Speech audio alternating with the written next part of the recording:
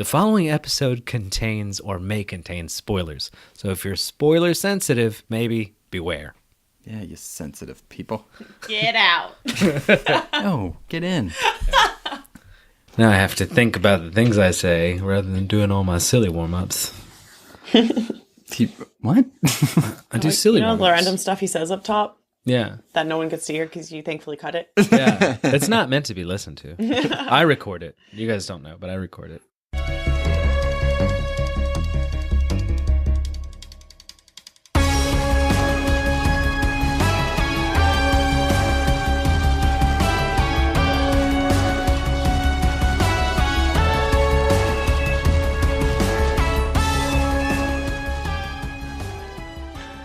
Welcome to the Fantom Zone. 3 fans, 1 podcast, and a sea of comics. I'm Noah. Kayla. Jared. Yeah, we are. So today is our Captain Marvel movie review. Oh, no. Yay! I'm excited. But up top, wanted to read a new review that we got in. As always, you can always give us a review. You know, you can review us more than once. Please do. So just saying, wink, wink, Yeah, it. Aren't we still good? I think we are. And if we're not, just keep it to yourselves. Mm-hmm. So this new review, the title of it is Comics Fandom at its Best. Wow. Yeah. The Fantom Zone is a podcast that is accessible to casual fans and comic book readers alike. The hosts are entertaining. The subjects cover a wide variety of all things comic. This is a must listen and subscribe. Thank you so much. Yay! That is really sweet. That's really nice. Yeah. So do it. Review us anywhere. Do go on. I can read it. No, I'm just kidding. I won't read anymore. So yeah, I guess we'll jump right into it. It's our review of Captain Marvel, and what we wanted to say up top is there's a lot of political turmoil going around this movie. That's not what this review is. We're not going to get into that. There's obviously politics that are naturally in this movie, and of course we'll end up talking about those. But anything about Brie Larson, her comments, we're not going to talk about it. I'm sure you guys don't want to hear about it.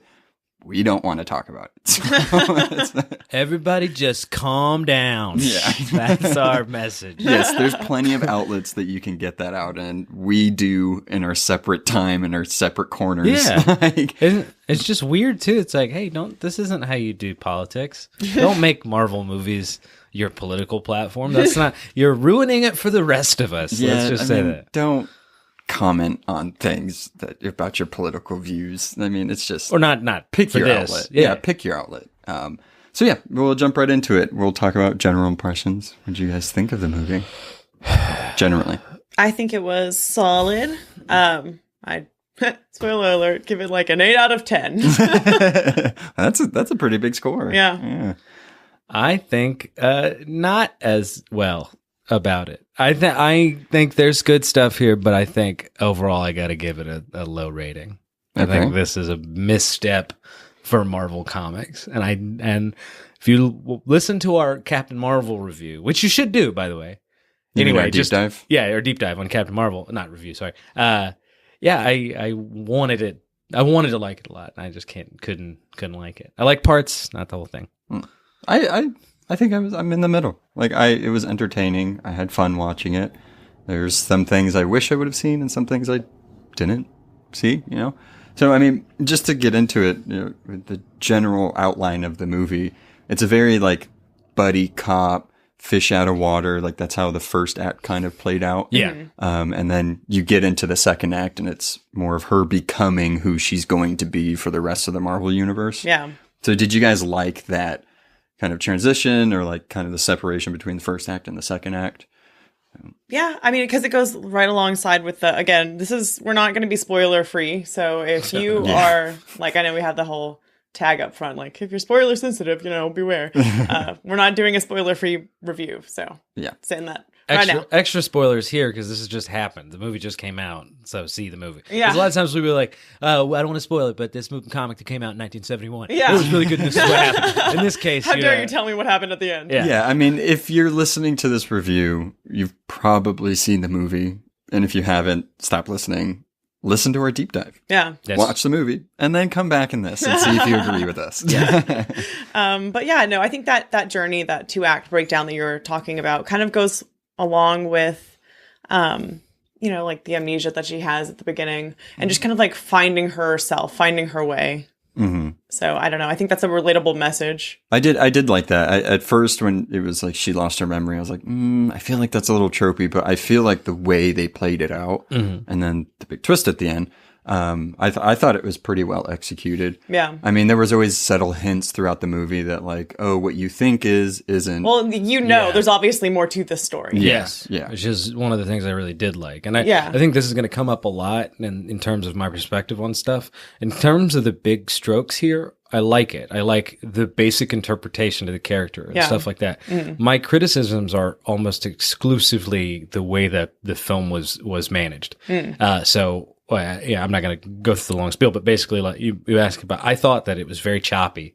This transition. I think it's a buddy cop movie for some of it, and then when they're trying to tell different parts of the story, they abandon that dynamic and go on to sort of different things, and that story kind of gets lost, which would be okay. But the problem is that the tone of the movie kind of moves up and down and changes, and so it's a bit, for me, it was a bit confusing. I think I know what you're saying, and I see it, but I think it made sense for what was happening in the movie. So the beginning of the movie, you have her training, everything. She's with, her squad of people. Star Force. Yeah, they're essentially, to me, they feel like the Green Lanterns, but without rings. Mm-hmm. That's essentially what they are, and they're badass. They just have guns, a bunch of different variety of guns. Turns out they're not as well intended. Yeah, well, of course not. Spoilers. Yeah.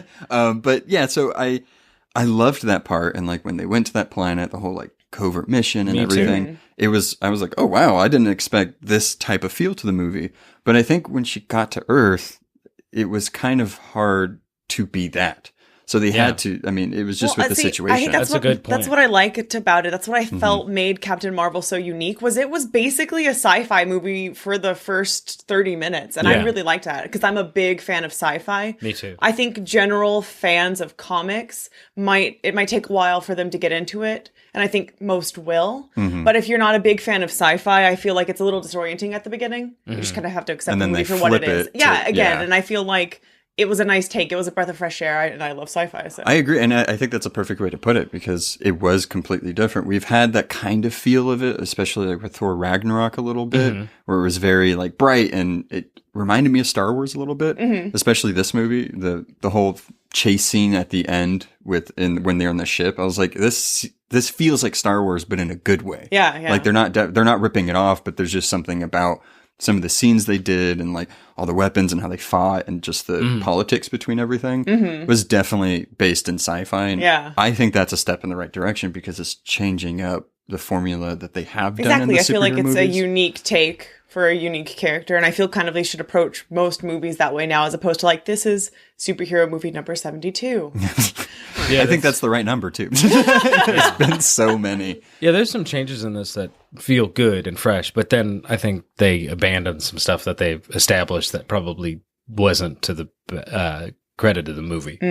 But we can get into that, because I think a lot of it's character based and things like that. But yeah, just to be clear, it's not that there's this difference for me, at least, about like, oh, it was this kind of movie than that kind of movie. And each of those parts are fine, if not they excel.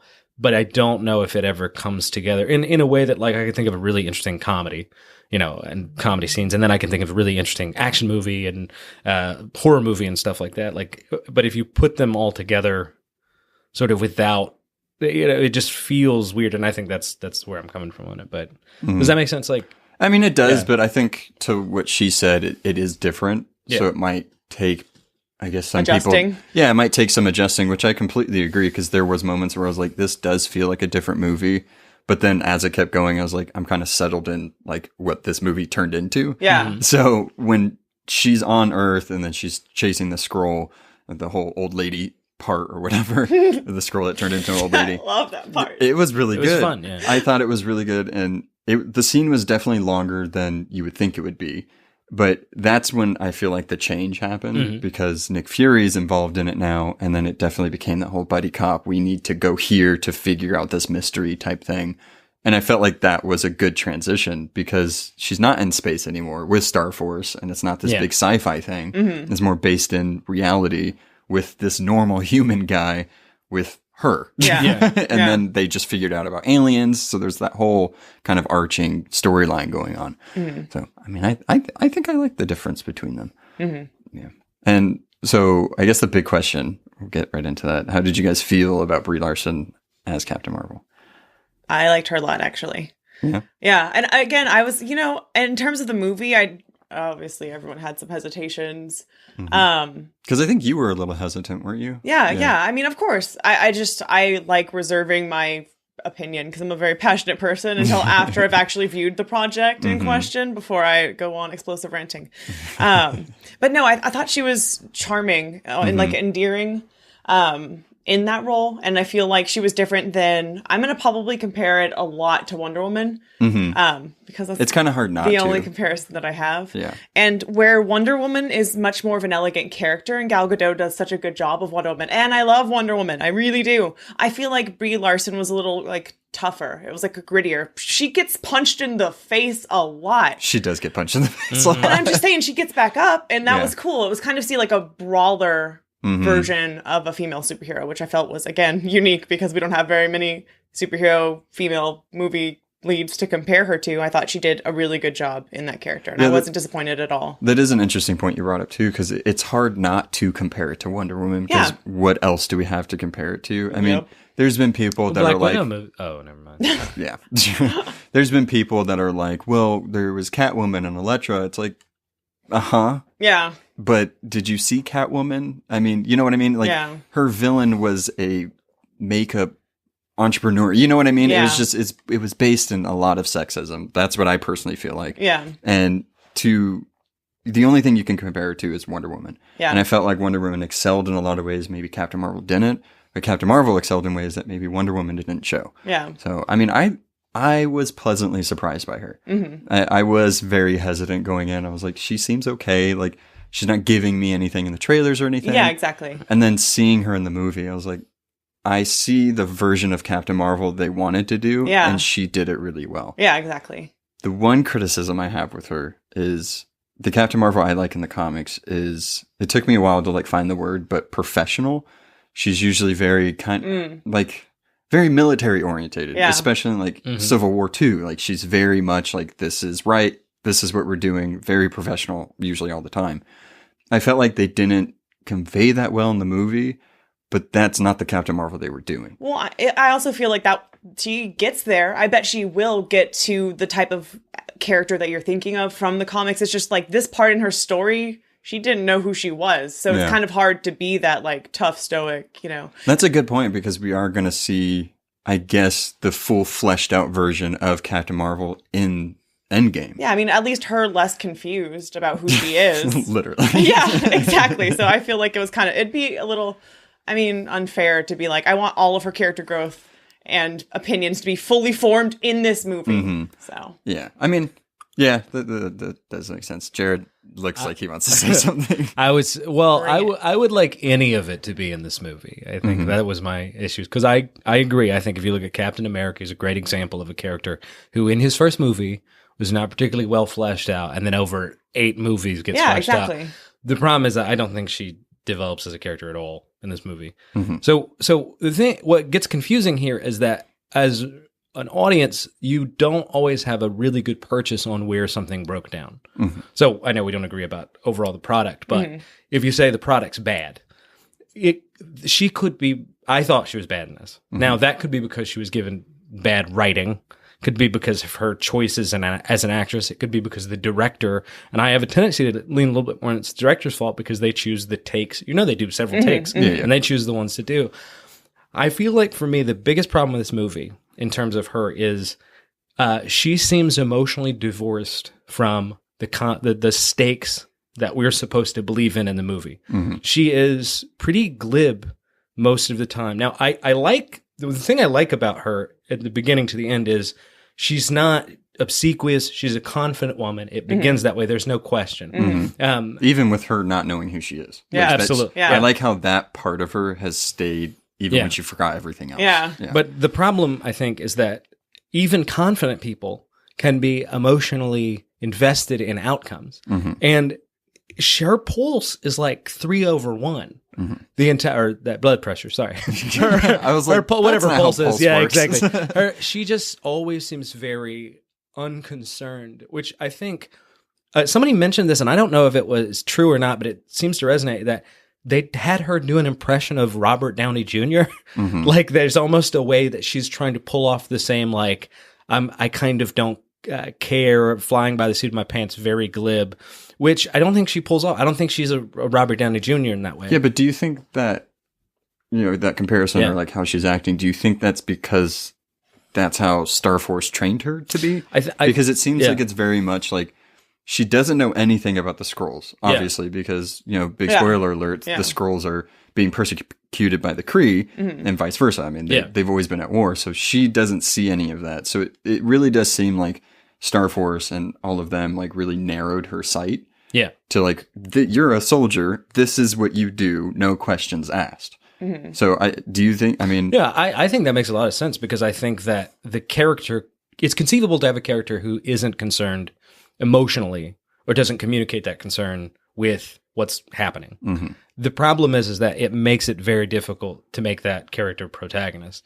And the way I frame it in my head is the stakes can be high in an objective sense or a subjective sense. The world could be ending or a marriage could be ending. But either way, the character who's communicating this stuff, like whether I care about it is dependent on whether they seem to care about it. Now, again, I'm only trying to account for why I thought that even though there's world-ending consequences, the movie never gets above a real, what I take to be a kind of two-dimensional feeling. They're going through the kind of, what do you call it, paint by numbers comic adventure, and whether she's getting punched in the face or but anyway, that I don't. Do you think that it changed? So when, how do I put this? So do you think whenever she started becoming more herself and remembering things and more humanized, I guess, because she doesn't know what she is. Yeah. And she's starting to see, especially with the Rambeaus. Yeah. Do you think that changed? Because I kind of see what you're saying, but I feel like after she started remembering that, she met Monica and she met, all of them. I think she really started to actually see the bigger picture and care. Like, this wasn't just about figuring out who she was. It was about... Those are the best moments. Yeah. When she's with the Rambeaus and it's more humanized, I really do like it. And, sorry, go ahead. No, I was going to say, I think that was the intention. Yeah. I think they might have purposely kind of did what you were saying. Yeah. Until she started realizing, like, you're more than you think you are. Yeah. Well, so second criticism. And by the way, we should have started with the things I like, because this is making it sound like the movie was awful. And I gave you opportunities. No, because we went into like, what do you basically think about it? I was like, well, I have to say my basic. But anyway, so let's in a minute I'll get to the stuff I liked. But the other issue is she doesn't really have much of a character arc. Now, in terms of herself. And the reason that's important is if you look at most of the Marvel characters heretofore and DC characters, there's been a sense of self-overcoming. I'm too arrogant. I need to become less arrogant. I'm too obsessive. I'm too alone. I need to let people in. What's the thing that she needs to learn about herself? Who she is. Yeah, exactly. It's you feel like you're great. But what you really need to understand is you're even greater. That when your character flaw is other people are holding you back too much. I would argue that's she not was holding herself back. Yeah, from how great she is. And either way, what I think is that this is not a like if your realization is you're really awesome, like that's not overcoming. Well, I don't think that... I feel like the men have that story arc all of the time. And it's not good, though. But, I mean, like, Iron Man has the same thing. Like, he learns to care about something bigger than his internal struggles. And I feel like most of the conflict... Which is great. In the first half of this movie is her trying to figure out who she is. And then once she realizes who she is, the conflicts in the movie become more external. But I feel like watching the first half of the movie, because she doesn't remember who she is, a lot of the struggles are internal. And she's trying to figure things out herself. And then as soon as she does, especially with the Rambos, all of like the speech that Rambo gives her about who she was, that she was the I loved it. Yeah, exactly. Yeah, and I feel like when that like reaffirms her, I don't know, place, who she is, and then that's when the conflicts become external. That's when she starts, like really getting invested in the Skrull Kree conflict and taking on her old squad in Star Force. I think the thing that makes this movie unique and also maybe confusing, or like there's these type of opinions, is that so the whole beginning of the movie, the first act or so to speak, she's having flashes. She's kind of not really understanding who she is. She knows she's lost her memory 6 years ago. Mm-hmm. She doesn't know what happened. When she finds out what happens, there's also another thing that happens on the Skrulls. Her whole enemy has just flipped. Yeah. So not only does she realize who she is, but she realizes everything she's been for the last 6 years is wrong, at least in her eyes, for what's been happening.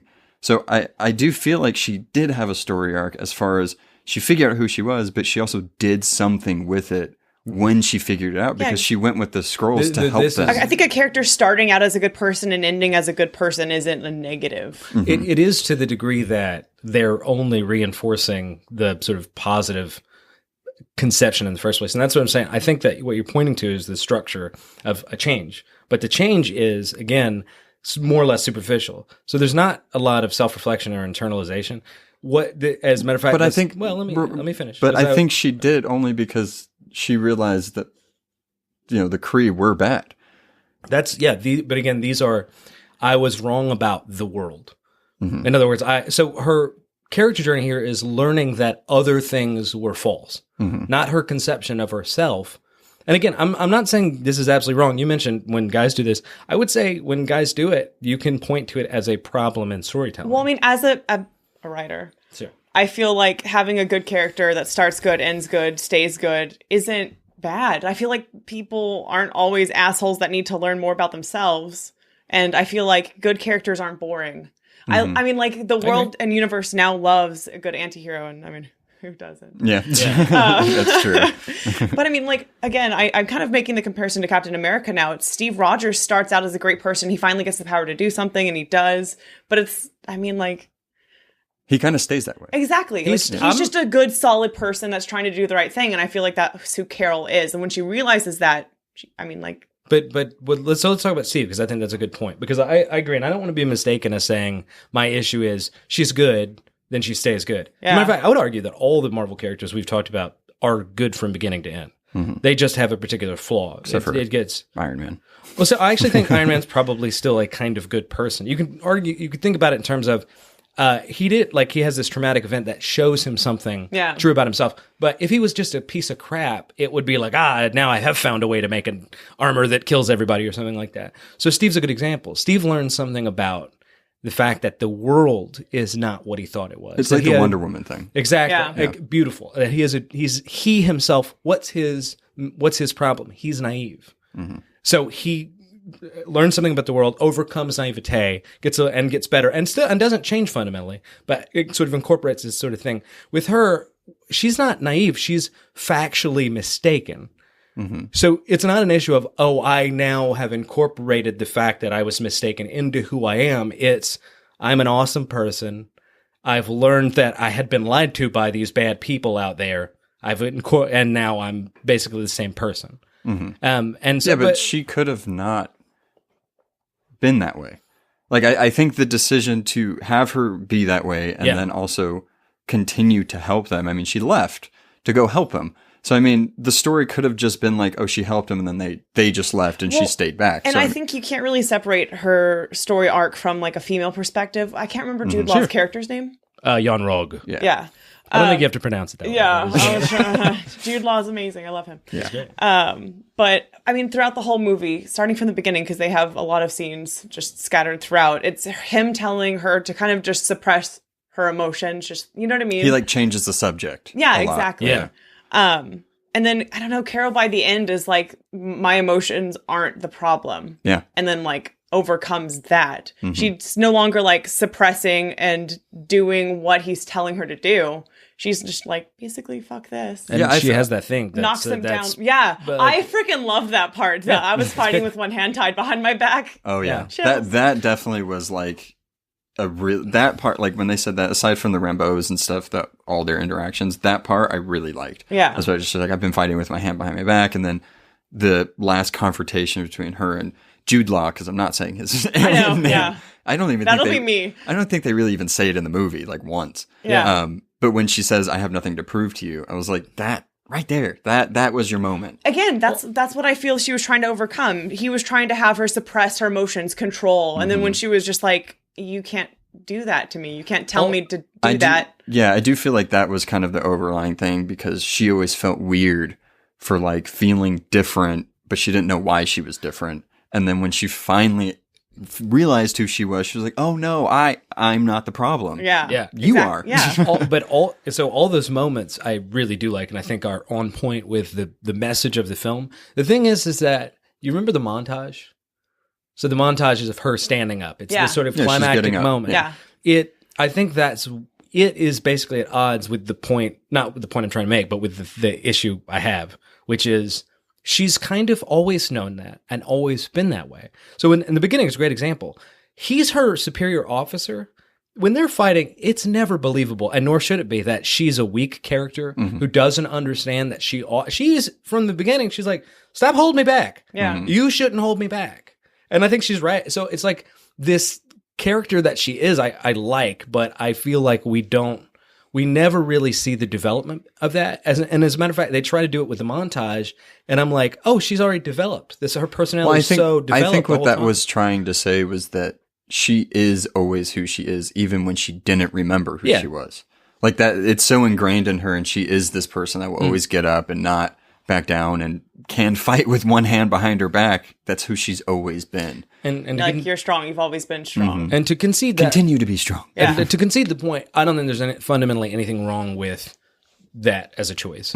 But I do think that it's different than some classic sort of storytelling sort of techniques that about a kind of character arc. And I guess the reason I'm saying it is in this sort of like where there are people who are hating this for bad reasons and everything like that. I kind of wanted to illustrate, well, there are some things here that would classically be criticized, and it's not just because like, oh, she's a strong woman.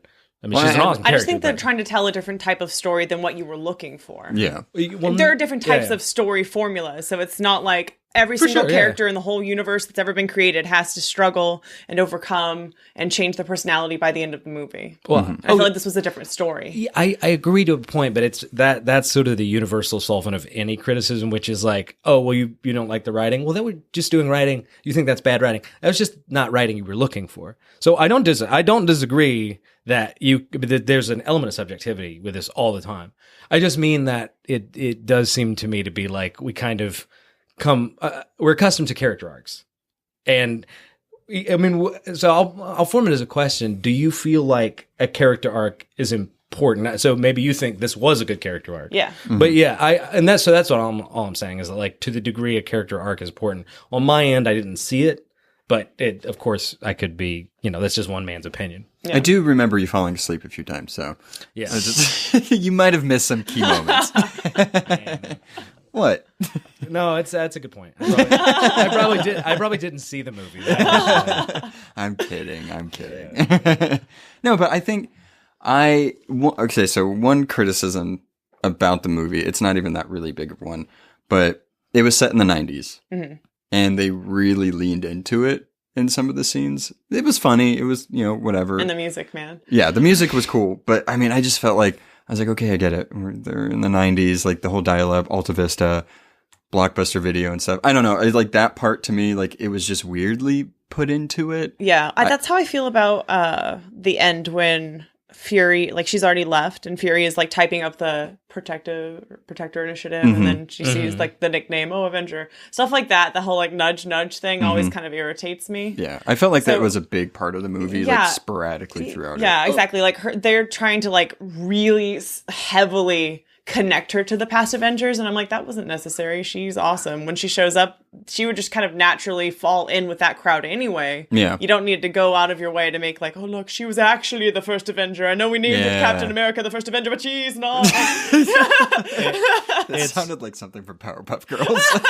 It's also not worth hating. Let me also step in and say I just thought it was irritating. No, but I mean, people online were pissed. Oh. Yeah. Now, again, we can't keep referring to like these dumb people that think the bad thing. Yeah. But, people were like, they're trying to make her the inventor of the Avengers. And it's like, it's me personally, I didn't think that. Only because I think he created it because he found out that there is more. Yeah. So not necessarily like she's the first Avenger. She just inspired it. Agreed. What's worse though is that there's a continuity error now. Yeah. It's that he has this moment in Avengers where he tells them it was the Asgardians. That finding out, not only did I find out there were others out there, but we were hopelessly outgunned. Well, continuity errors don't exist just in movies. I agree. No, you're absolutely right. But that's a good point. No, absolutely. No, but I'm like, I would never shit on this movie on the basis of like, oh, the continuity. I'm just saying that it is a thing that is a bit weird. Well, and see, that's funny too, because it's been so long since when he was like, oh, we were outgunned, like all that stuff. Yeah. I forgot about it until people, like you said, online were like, well, this. I'm like, oh, okay, well, I'll let that slide. Yeah. Like, it's whatever. Like, everything's about to change anyway. Either time's going to get reversed or people are just going to come back. Everything's going to change. That's very true. So, and another criticism I have of this movie, but again, it's not really the movie, it's just sort of the timing, is that I'll back up a second. Somebody said one of the problems, bear with me, Noah, one of the problems was that this movie suffers under the burden of all of the different expectations and things it had to do. So it needs to be an origin movie late in the game. That's hard. We're in the fourth phase, and now you're asking us to like kind of start over. That's difficult. I think they accomplish fairly well. The other thing is it doesn't really do much of setting up for Endgame, which they implied it would. Whereas, and I'm not saying don't see this movie. I still, despite all my criticism, recommend it. I think you will enjoy it, but you don't need to see it for Endgame. Yeah. I mean, I guess you should if you want to like see where Carol came from. Yeah. Otherwise, she's just a powerhouse there to help. Exactly. Yeah. Which, I mean, and to speak to that, to kind of get into the whole power thing, I'm curious how they're going to flesh out her powers. Only because she became exponentially more powerful once she stopped getting held back by the supreme intelligence. Supreme intelligence. Yeah. But I'm also curious, like, what is her, I guess, range? Like, where does her powers kind of cap off? What can she do and can't she do? Like, is she bulletproof? Is she super strong? You know what I mean? Like, it wasn't... She was super strong in the Thing. She holds back that.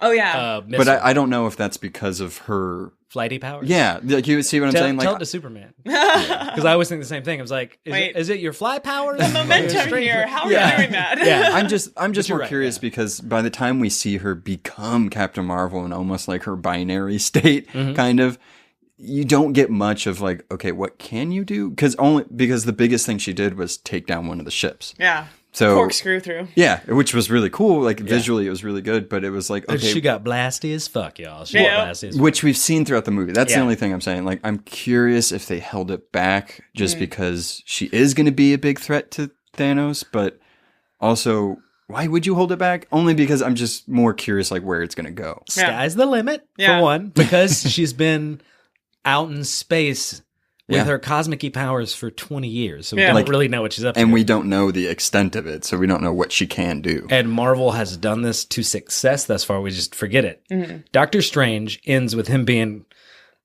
sorcerer okay. So it's like... Wash your mouth out. No, like, he's fantastic, and like, it's fun to watch, but like, his power level... But then... just immediately in Endgame, when he's up Thanos? there, and we were all cool with it because it's too badass. Yeah, and it was just like, okay, well, he basically must have like trained. Yeah, so I think that some of the advantage they have is she's a cosmic power who's been in space for 30 years, tooling around stars. Which that is only why I'm curious, because when you see like the mid-credit scene with Carol like showing up all of a sudden, looking Where's more. Fury? She looks more badass. Like I was like, oh, that looks really good. So she doesn't age. Like is energy, right? There's just She's so many questions. energy. Yeah, there's just so many questions that I personally have. Like, oh, okay, so she doesn't age. I was going to be curious, like how they were going to do the 30-year difference. Well, she got a Kree blood infusion too. Well, that's what I'm saying. So that is could be it because of that? I don't know. Yeah. No, you're right. I mean, these are all questions. Unfortunately, we probably won't even get to like the following phase. Yeah. Because like her, what I'd love in her second movie, by the way, in the sequel, is for them to kind of go into those detailed questions. Yeah. Because this movie had a lot to do, and then we're going to get Endgame, and Endgame is going to be yeah. I think that actually is that is a good point because they have the opportunity to do a trilogy within that 30 years that's missing. Like I don't know if that's necessarily going to be a good thing to like go back, like explore, but that's kind of like what Wonder Woman's doing anyway. Yeah, because Wonder Woman took place way in the past, and now it's in the 80s. Yeah, she was in Justice League, and then she's going back to the 80s. Can we talk about what I liked about this movie now? Like, I feel like because there really is some really. I mean, I think we all agree there's some good stuff in there. Okay, I'll concede. Okay, great. Ben Mendelsohn. Yeah, is so good to me. I mean, like I love everything he does in this movie. Yeah, he's he's Talos. He's the Skrull. He's the main Skrull. Yeah, he was hilarious. Fantastic. The supporting cast generally in this movie is great. I didn't think I'd like him as much as I would, only because when we talked about him in the deep dive, it's like Talos is nothing. There's nothing on him, and then in the movie, I'm like, he's like the best part of this movie. Well, they invented it for the movie. I think Talos might have been borderline good in the comics. I can't remember. I know it's also been bad. Yeah. So it's hard to kind of get most Skrulls have been both. Yeah. Yeah. That's it's like the Kree. Good Kree, bad Kree. So can we step back? How do we feel about that? Just generally, like how they handled the Kree and the Skrull generally. You know, I know a lot of people that were, I mean, like the purists, comic book purists that are like, I wanted to see exactly what I read. You can say it, dicks. Yeah. Thanks. Thank you. Trying to skirt around tonight. Well, I mean, I feel like, especially when the characters are closer to your heart, you want it to be exactly the same on screen as it is in the books. And obviously, that wasn't where they went with this movie. The Skrulls were very, very sympathetic, and especially in comparison to whenever you see them in the comics. But I feel like it worked in this movie, isolated from the comics. So if you can remove yourself from like, well, if the Skrulls are nice, I hate it. Yeah. You know, then I feel like it worked in the movie. It told the narrative, and especially, you know, I mean, the political aspect of the refugees and all of that stuff. I think it was really good for them to do, like, you didn't get much of why the Kree and Skrull were fighting. Yeah. You just kind of understood, like, okay, Kree are good. Yeah. Kree are good, Skrull are bad. And then it flips because you become very sympathetic with him. You see why he was doing what he was doing. Yeah. And it's like, okay, that's really cool. But I like that they did that because as comic book fans and as comic book readers, we know that's probably not going to continue to be the case. Yeah, exactly. Or that this, pocket of refugees might be good, but the rest of the Skrulls are not. Yeah, so like it's going to they're be not really representative of their entire people. Yeah, it's going to be really interesting if they end up doing that. They could have sold that a little harder, but I agree. Like because there's a moment where it's like, "Oh, this war was bad." I don't know, he's Australian or whatever. It's like, I've done bad things or whatever, and they kind of. Almost just kind of go further and be like, you guys are kind of good, but the Skrulls are dicks. You know what I mean? Like, but this, so much to say, the twist in this movie, I love. I love that. Which twist? There's a few. About? So in this case, that the Kree aren't good. We kind of saw that coming. Yeah. But I thought it was handled very well. Yeah. Especially because they sell Talos as a decent villain in the beginning. Yeah. I'm like, oh, I get it. He's like a charismatic. He's like Paul Bettany in the Star Wars Han Solo movie. Yeah. It's like, oh, he's fun and funny, but he's evil. He's good. Okay, cool. Annette Bening as Marvell. Yeah.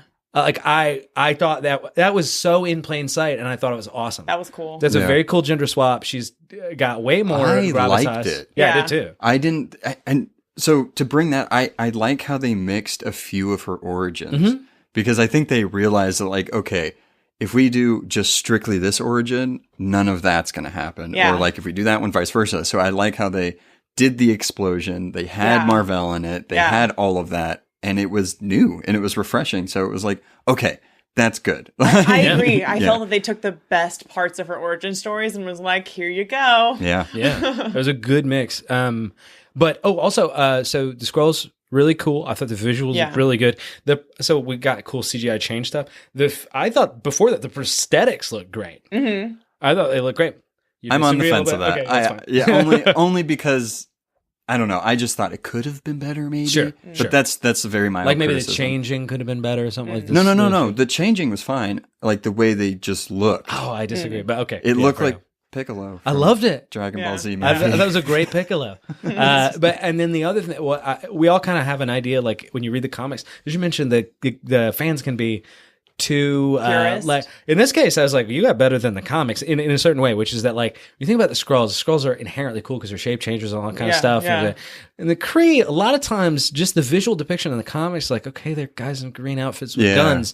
They were badass in this. Oh my god, Minerva was so cool. So cool. And the weaponry, and it's like, oh, I get why these would be like this dominant alien force. I believe it now. Like in a way that the comics sometimes you just have to take it as a proposition. Like, they are great or something like that. Yeah, I think the characterization between all of them was really good. I wish I would have seen more Ronin because I don't feel like they hyped it up, but they were like, Ronin's back, and it's like, I don't know what you're talking about. Yeah, but okay,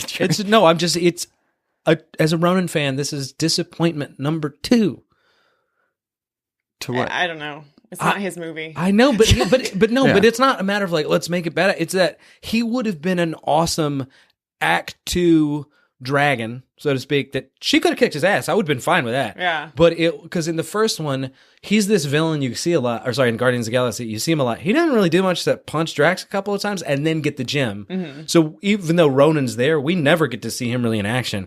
And I think for a lot of Ronin fans, the 7 of us, we thought this was going to be like we're going to see him do cool shit. Nope. Yeah. Still waiting on that. Yeah, I mean, I kind of liked it.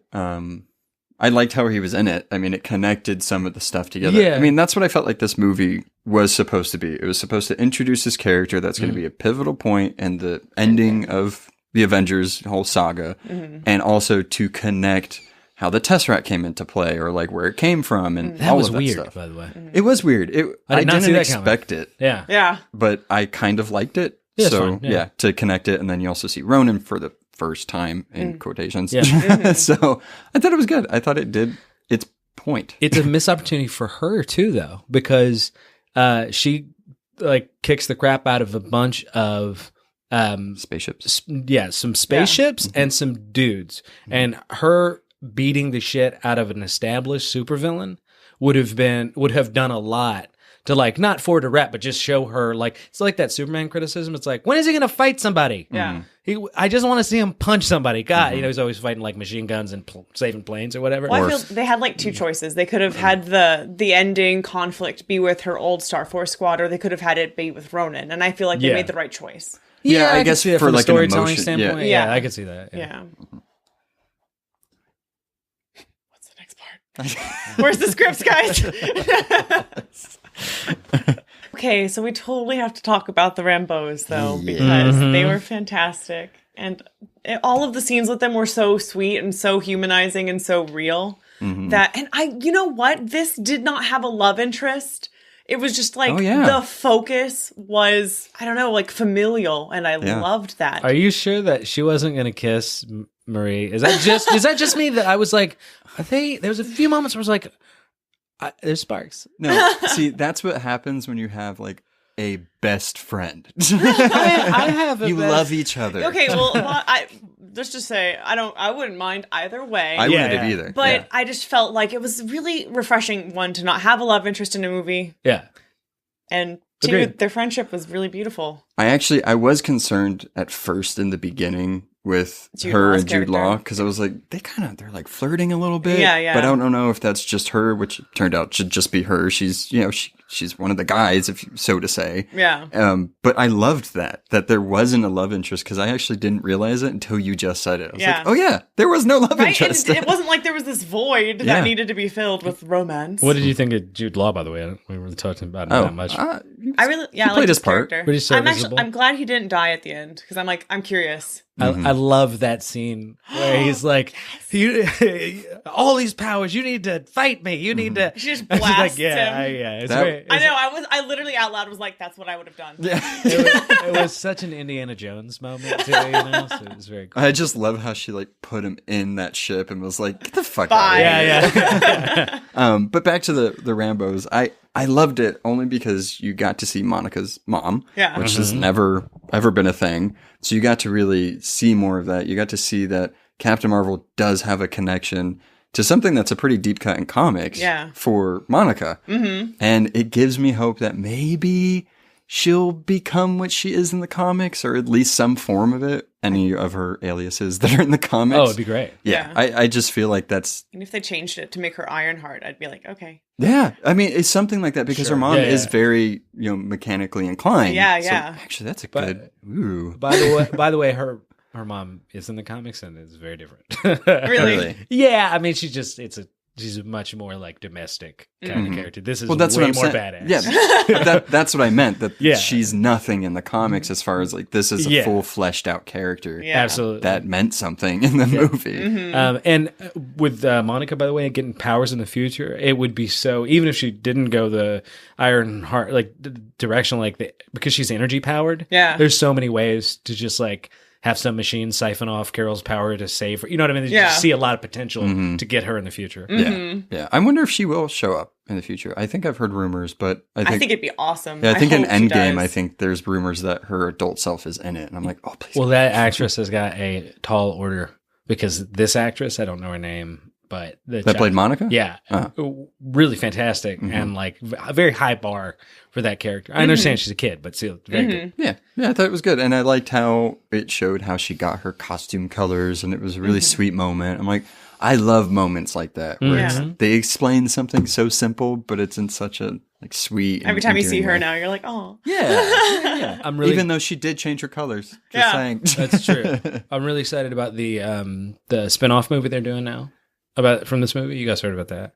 The Sam and Flerken. Oh, it's a buddy cop. He has so much chemistry with this goddamn cat, and we're like nobody's giving that credit. I love how everybody was like, "Why do you like that? You're so weird with that cat, man."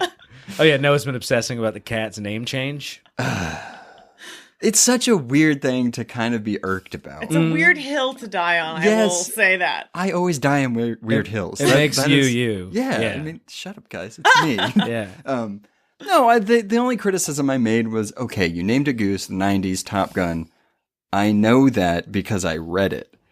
So for them to just change it and not really explain it in the movie, I don't know. It was such a weird thing for me because I like Chewie. Well, and the cat is really good in it. And I'm not saying the acting was great. I was kind of dialed in, honestly. But there's a lot of good scenes. One of the funniest scenes for me is when Samuel Jackson's holding it and Ben Mendelsohn's like, you just going to sit with that thing? Yeah. And as comic fans, it hasn't been revealed that it's going to be, so we get to enjoy that at a different level because we know, like, oh, that's a deeply weird cat. Because at first it just seems like, oh, aliens can be afraid of cats. Or, you think like that maybe like the alien, it looks like another alien type thing, but it's like, nah, this is a Flerken. I love when they're doing the scanners and it was like, threat level, high.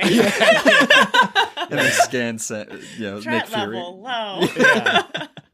It's so funny. It's really good. Like all of those moments, that's what really made the movie for me. There was some like kind of slow like lulls, and that's what happens in movies, but the ending to me was really good. Mm-hmm. I love the beginning and I love the ending. And that's it. That's what made the movie for me. I was going to say, it's worth mentioning, I feel like I liked 90% of the humor in this movie. And normally with Marvel movies, I'm kind of like, okay. And the world building, I think, was really good. I could have used more of it, but the quality is very much there. I heard some people online complaining about the Kree stuff. I was like, no, I think that looks great. Yeah. I really did. Now it's subtle. Like you don't get to spend hours on that planet on Hala or whatever. But what we saw, I thought was really good. Yeah, I mean, I wasn't impressed or unimpressed with it. It was just like, okay.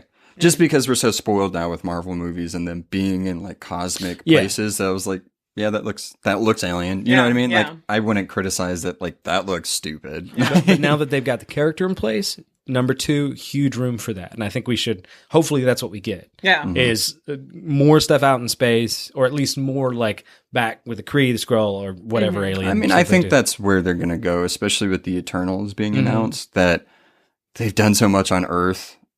they're gonna have to go outward, and they have so much more worlds to go after. So I think Captain Marvel might open that up more. Mm-hmm.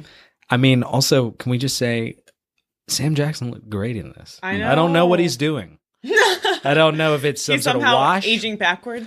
It's bizarre. That CGI was so good. It blended into the background. It's like you just didn't realize it. Yeah. After the first time you see it, it's like, he looks weird because he looks young. And then you just don't realize it after that. And cute little Coulson. Yeah.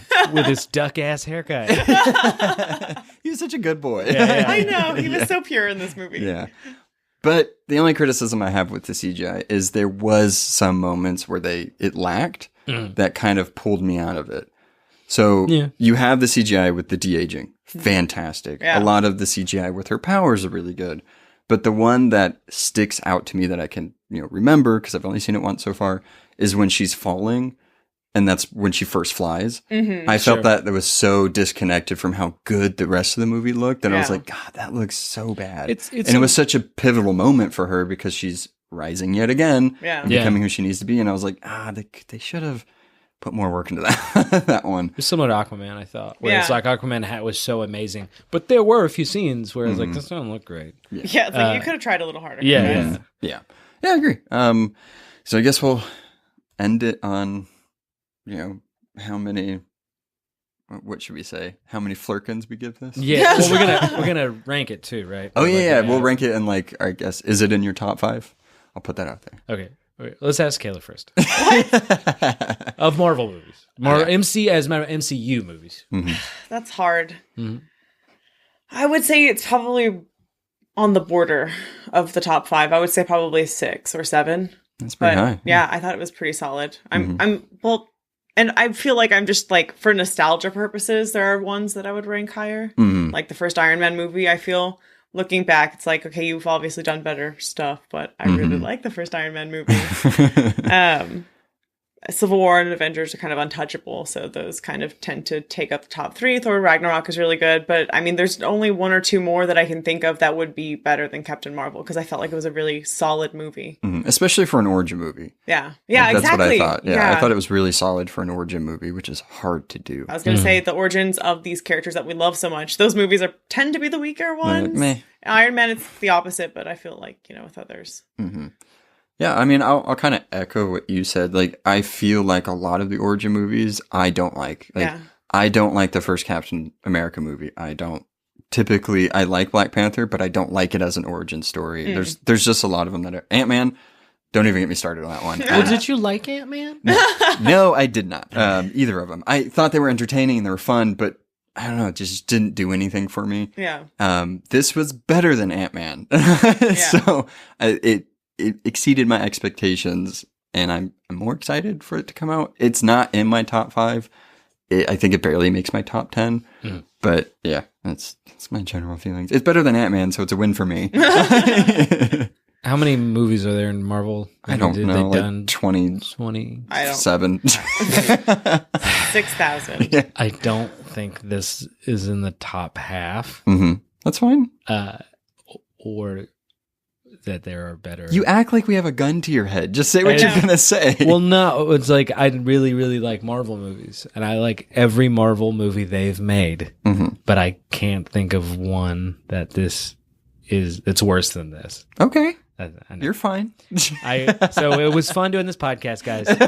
I am being fired. He will no longer be on this podcast. No, I mean, to just break down a bit, I guess.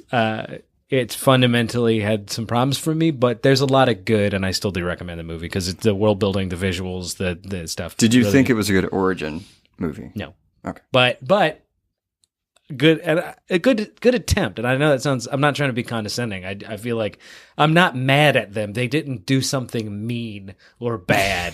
You know what I mean? There's a kind of, it just didn't. No, but that's how people act. Like if they didn't like a movie, it didn't work for me in some, what I take to be important parts, but I totally see why people like it and stuff like that. I know whenever Kayla, I can't speak for Kayla, but I know when I found out that you didn't like the movie, I was surprised. And I felt weird only because you're the biggest Marvel fan out of all 3 of us. And I was like, this is weird. Well, like I didn't find out Jared didn't like it until right now. So I didn't have an outlet for my rage. It'll come out later, I'm sure. I didn't want to tell Kayla like almost a week before we did it. I had a feeling though, because you messaged me and you were like, "This is going to be an interesting recording," and I'm like, "Oh no." but they're like, I mean, to be clear about it, the hero they made out of her, I like. Mm-hmm. So I like her bit. Like once she is herself, once she's Captain Marvel, her powers, the way she acts under that, I like all that. I think that they knocked that out of the park. And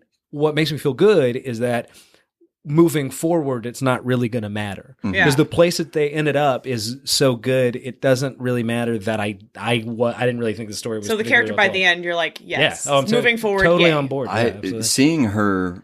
Like even just next to like Black Widow and all of them, Yeah. I was like, oh my, I'm so excited. I know. Like, everyone in the theater screamed at that mid-credit scene. They were just like, oh my god. Yeah, it's the same thing like Superman to me. Yeah. Where it's like, there's, in my opinion, there were troubles getting there, but like once they got Superman into place and in the costume, it was like, he's a badass. Yeah. One thing that I will say is that I'm kind of worried about. So we've had all these Marvel movies leading up to Endgame. Yeah.